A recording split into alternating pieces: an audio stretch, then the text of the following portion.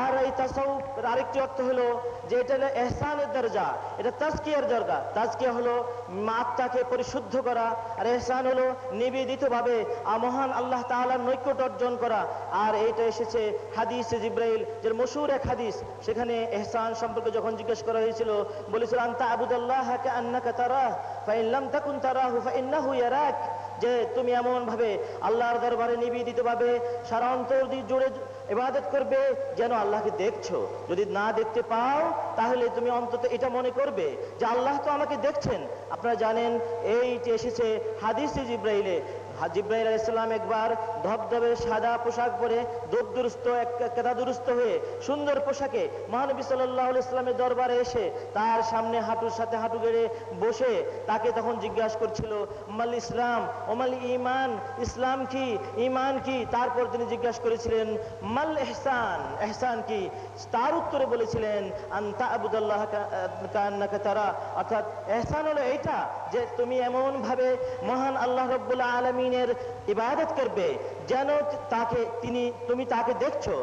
তা যদি সম্ভব না হয় তাহলে এটাকে অন্তত মেনে নিবে যে আল্লাহ তোমাকে দেখছে।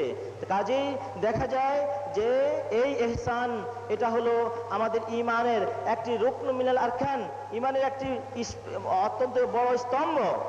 এই জন্য আমরা দেখি যে যারা এই ইহসানের দরজা হাসিল করতে চান তারা মহান আউলিয়া ইকরামের কাছে গিয়ে তাদের হাতে বয়াত হয়ে তাদের কাছে নিজেকে বিকিয়ে দিয়ে তারপর তারা আত্মাকে পরিশুদ্ধ করেন আর এই মাকাম লাভের চেষ্টা করেন।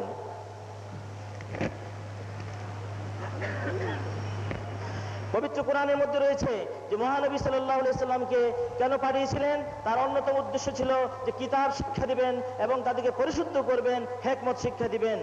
আজ দেখা যায় যে ওয়াহাবিদের মতো মূর্খরা এই তাসাউফকে গোমরাহি মনে করছে, অথচ আজকের এই গোমরা ওয়াহাবিদের যে সালাফ অপূর্বসূরি ছিল ইবনে তাইমিয়া, ইবনুল কাইয়িম, তারা এই কথা বলেনি।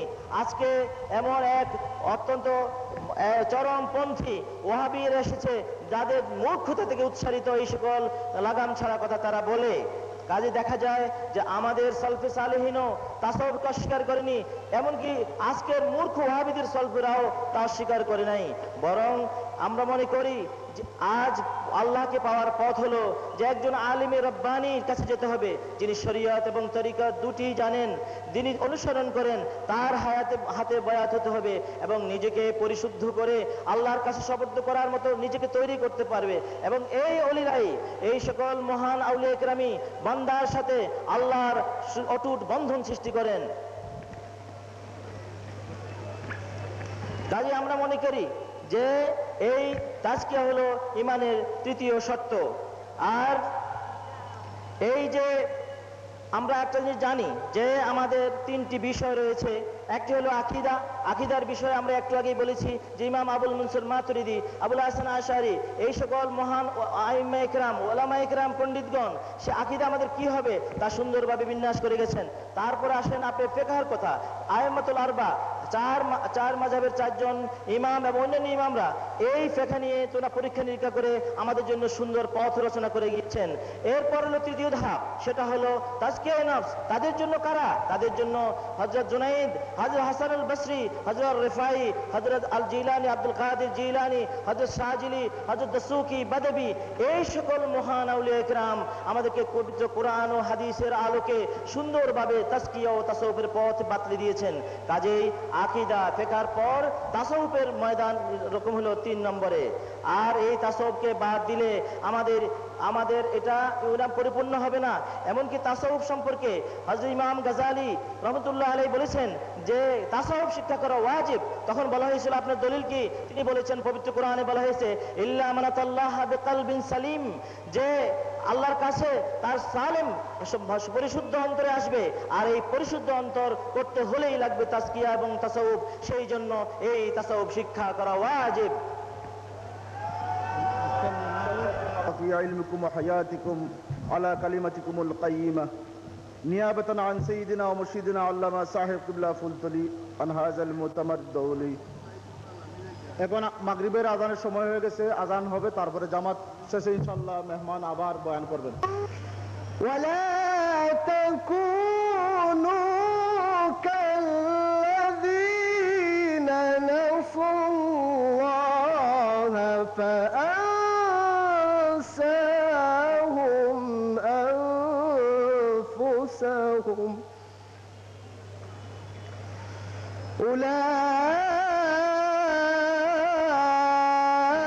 أولئك هم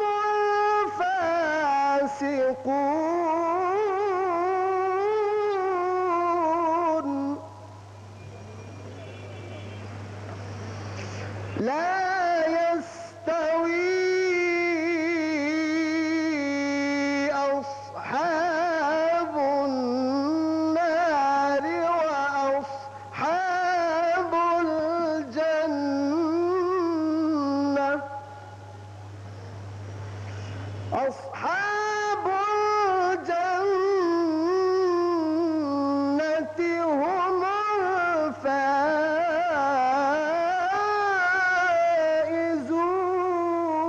الفائزون لو أنزلنا هذا القرآن على جبل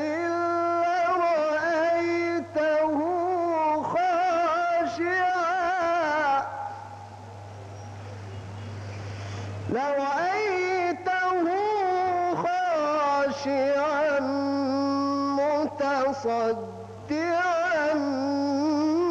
من خشية الله وتلك الأمثال نضربها للناس لعلهم يتفكرون صدق الله العظيم السلام عليكم ورحمة الله দুদিন ব্যাপী আন্তর্জাতিক শান রিসালাত মহাসম্মেলনের সর্বশেষ অধিবেশনে এ পর্যায়ে নাতে রাসূল সাল্লাল্লাহু আলাইহি ওয়া আলিহি ওয়াসাল্লাম পরিবেশন করছে কলন্দর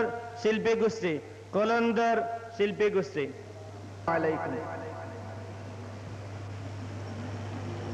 طلع البدر علينا من ثنيات الوداع وجب الشكر علينا ما دعا لله داع طلع البدر علينا من ثنيات الوداع وجب الشكر علينا ما دعا لله جاء طلع البدر علينا من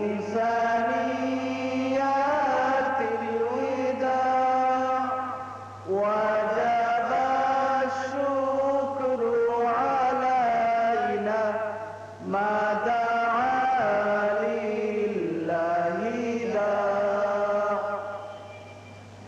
أيها المبعوث فينا جئت بالأمر المطاع جئت شرفت المدينة مرحبا يا خير داع طلع البدر علينا من ثنيات الوداع وجب الشكر علينا ما دعا لله داع أيها المبعوث فينا جئت